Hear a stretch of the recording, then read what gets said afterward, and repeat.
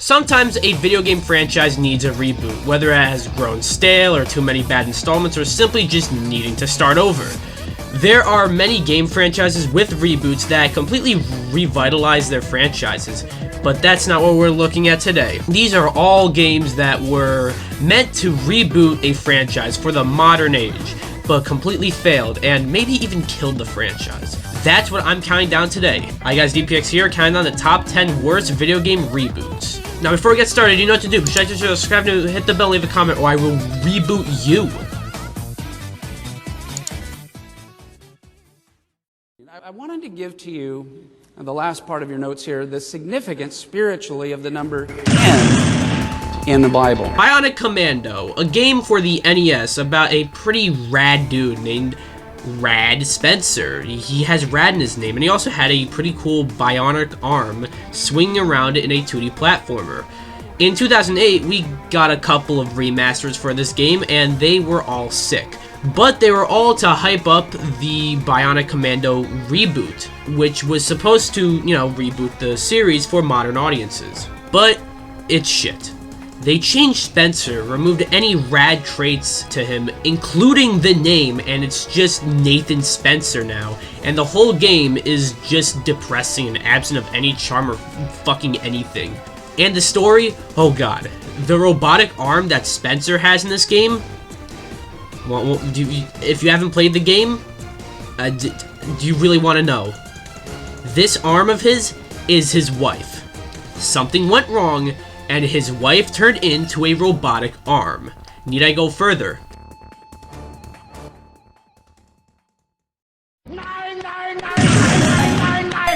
Frogger. Everyone knows this game. It's just a little arcade game where you play as a little frog trying to cross streets and shit. Yeah, it doesn't need a reboot. Tell that to the Frogger 1997 game, though. Frogger is as simple as you can get. But in the 1997 game, or as it is referred to as Frogger He's Back, which I'll be referring to it as, they changed the camera angle in a position that doesn't look appealing at all and changed Frogger's design. This game came out when every 2D game franchise transitioned into 3D, but Frogger? Why would you need Frogger to turn 3D? It's Frogger! Again, this is literally about a frog trying to cross streets, trying to avoid cars and lily pads and shit. Why does this need to become 3D? This just seems wrong for Frogger. If it ain't broke, don't fix it. Frogger might have been primitive, but so is Space Invaders. But everyone knows that we shouldn't reboot Space Invaders to make it different and, newer, if you know what I mean. Right? We don't need to do that.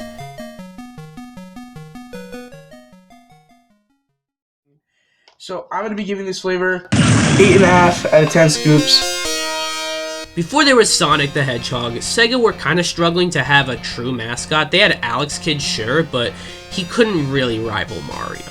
But after Alex Kidd and before Sonic, they had this game called Altered Beast.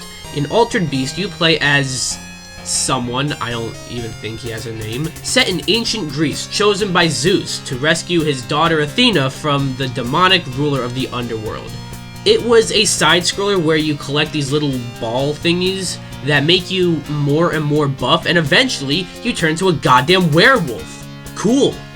Also, if you know the memes Rise from Your Grave or Welcome to Your Doom, that's from this game. Yep, fair to say that Altered Beast might not be so remembered, but it definitely has its place in video game history, and honestly in pop culture history, and definitely has its place in the worst video game reboots of all time. This reboot does everything a bad reboot does. Being unnecessary? Check. Turning a 2D game into a 3D game? Check. Turning it dark and gritty? Check. Stripping everything that made the original good? Check. Making a shitty game? Check. It's fair to say that Altered Beast should have just stayed on the Genesis. And it looks like it won't be rising from its grave anytime soon. 36. Very close, but that's not it. Let's go to Gary the Retard. What number between 2 and 4? 7. We all know Call of Duty and how huge it has become, but before there was Call of Duty, there was Medal of Honor. Basically a series of war games, but more grounded in realism, and felt more like war simulation, if you know what I mean. Like, it felt like you were there on the battlefield of, well, war. And when Call of Duty came out, it was a nice competitor to Medal of Honor, being similar but, you know, different. Then Call of Duty started to evolve, and come 2010, Call of Duty was getting really big, so it was time for Medal of Honor to reboot. So they just made Medal of Honor into Call of Duty. No, seriously. Medal of Honor was always about the military and almost simulating what it's like being in a war. It is actually kind of pathetic then, seeing Medal of Honor, which predated Call of Duty, copy Call of Duty, and then become a poor man's version of Call of Duty. And of course, nobody wanted to play this game instead of COD. In fact, if you didn't know any better, you probably would have just thought that this Medal of Honor reboot is a Call of Duty game, because it really just looks like a Call of Duty game with helicopters and high-tech weaponry. This isn't at all what Medal of Honor was. They're clearly trying to copy Call of Duty, and it kind of blew up in their face. This pretty much killed the franchise, which is definitely the opposite of what a reboot should do. Okay, Mrs. Puff, what's my final score? 6. Woo! Think of some classic 2D side-scrolling beat-em-ups. What comes to mind? Probably Teenage Mutant Ninja Turtles and Streets of Rage. But what else comes to mind, or what should come to mind, should be Final Fight. I don't think Final Fight is as good as TMNT or Streets of Rage, but it's definitely up there. In Final Fight, you just play as Mayor Mike Hagar, beating up a bunch of thugs in your city, and it's just a lot of fun. Seriously, can your mayor do that shit? But let's not forget, there was a time where every 2D game had to become 3D, and Final Fight was no exception, with Final Fight Streetwise. While 3D beat-em-ups could work, you know, it's definitely something that has been proven to work, it didn't work for Final Fight, as Streetwise had some very ugly visuals and looked like it was trying to be a Fight Club clone.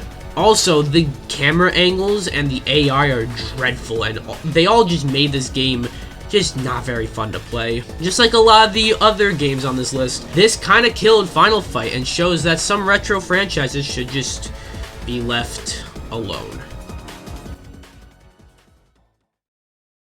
Oh, chills. Literal chills. It was number 5. Number 5 killed my brother. Oh my god, I forgot about that. Speaking of retro franchises that should just be left alone, Golden Axe. We got 3 great games on the Genesis with some, you know, other games and spin-offs. And while it peaked with the first one, I feel the trilogy is very solid. But when all that was done, nobody was really asking for a reboot of the franchise.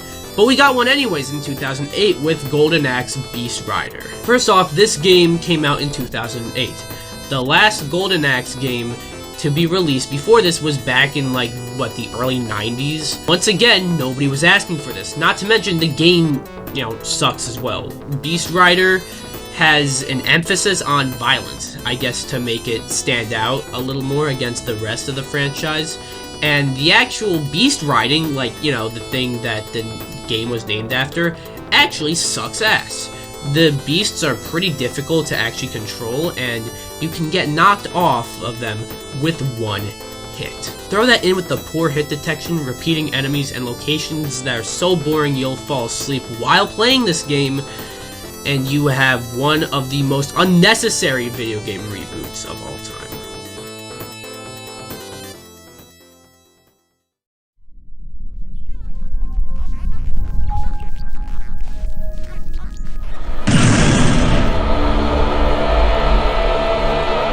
Dungeon Keeper, a PC dungeon crawler and RTS game that might be rather niche, but it definitely had its mark on video games. Now let's fast forward to the year 2014, where it was announced that Dungeon Keeper was returning as a mobile game. Yay! Okay, to be fair, whenever we hear an announcement like that now, we all want to vomit, but back in 2014, mobile gaming actually had quite a bright future, and an IP like Dungeon Keeper, if done right, could have done wonders for the mobile gaming market. but you know, it's on this list, so it wasn't done right. And the game is free to play, but not really, because the microtransactions are so ridiculous. In fact, they are so incredibly ridiculous that it's nearly impossible to play this game without spending real money. What I mean is that the game, you know, has wait times that go up to like 24 hours in real fucking time, or sometimes even longer actually, and the only way to shorten the wait time would be to spend money. This might not be as greedy as Diablo Immortal more recently, you know, but this was greedy enough to kill Dungeon Keeper, and it gave mobile gaming a stigma that, let's be real, it has never really been able to wipe off.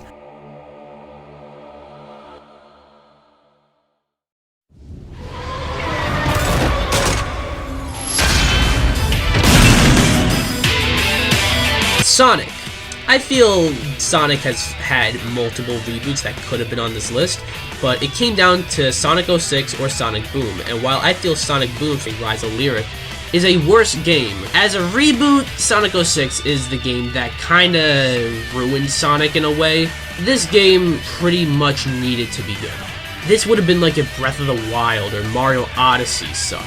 Sonic 06 was supposed to thrust Sonic into a new era and modernize and save the franchise. Not that it was even really necessarily struggling, but it just needed to, you know, change the franchise for the future. This game did anything but. The game is buggy and glitchy and clearly rushed with poor AI and hit detection. Oh, and don't get me started on the story. They gave Sonic a romantic love interest, which isn't inherently bad, but Sonic is a cartoony blue hedgehog, and his romantic love interest is a human female. And then Sonic dies, and you know how he comes back, yada yada yada, I'll leave it there. Once again, Sonic 06 was supposed to revolutionize the Sonic franchise, but it did anything but. And while we might have gotten some good games since, and maybe Sonic Boom might have been worse than this game, but Sonic 06 started the downward spiral for the Sonic franchise. What kind of pencil do we take again? Number 2. Take a number 2. Looks like you took a big number 2. Bomberman. How could you go wrong with Bomberman? A game where you play as a cute little robot solving puzzles by blowing shit up with bombs. Right. Now imagine they change Bomberman from this to this. Yep, this is real. I'm of course talking about Bomberman Act 0. They gave Bomberman a dark and gritty reboot. There are other game franchises on here that got a dark and gritty reboot, like Bionic Commando, Altered Beast, and Golden Axe, and as bad as those reboots are, those games weren't originally these cute little games, so a dark and gritty reboot doesn't go against everything about those games, if you know what I mean. Why the fuck you would reboot Bomberman into Bomberman Act 0 and making it a dark and gritty game is a bigger mystery to me than the goddamn Bermuda Triangle. But I've been talking about how bad of a redesign Bomberman Act 0 is. But it's a pretty shitty game too, with poor collision detection and honestly ugly visuals. Not only did they redesign Bomberman to something he just isn't, this redesign doesn't even look cool. This isn't Bomberman. I don't really know what this is supposed to be, but it's not Bomberman. Get this shit out of my face.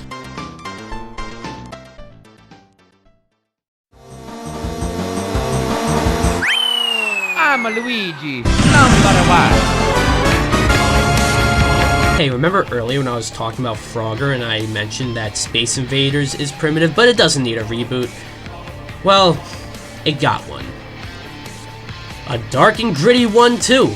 Okay, this baffles me. This is Space Invaders. Simple, yet I feel like this is one game that everyone in the entire world has played. You don't need to touch this, because, I mean, what you see here is what you get. Okay, now, why did it get a reboot? The fact that it's a dark and gritty reboot, you know, aside, the fact that they felt the need to reboot a game so transcending but, you know, so simple and basic is a bigger mystery to me than Bomberman Act 0. which, to put in perspective, is a bigger mystery than the Bermuda Triangle. But then they made it dark and gritty. A story that takes itself very seriously, with war and death and even an incredibly pointless shower scene. The gameplay is more or less the same as Space Invaders, but let's not forget that this is an edgy reboot of motherfucking Space Invaders. This is a reboot of this. This is an idea that should have ended before it even got started. Some of the other games on this list might be worse games or might have even permanently damaged their franchises, but Space Raiders, while doesn't ruin the legacy of Space Invaders, I cannot fathom how this got beyond a fucking pitch meeting. And that's why Space Raiders is number 1. Yeah, that was my list of the top 10 worst video game reboots of all time. I'm sure your list will be different because this was a hard list because there's a lot of video game reboots. I can even make a part 2 if you guys want me to, so let me know if you want to see that. Anyways, be sure to like, subscribe, or I will reboot you. Bye, guys!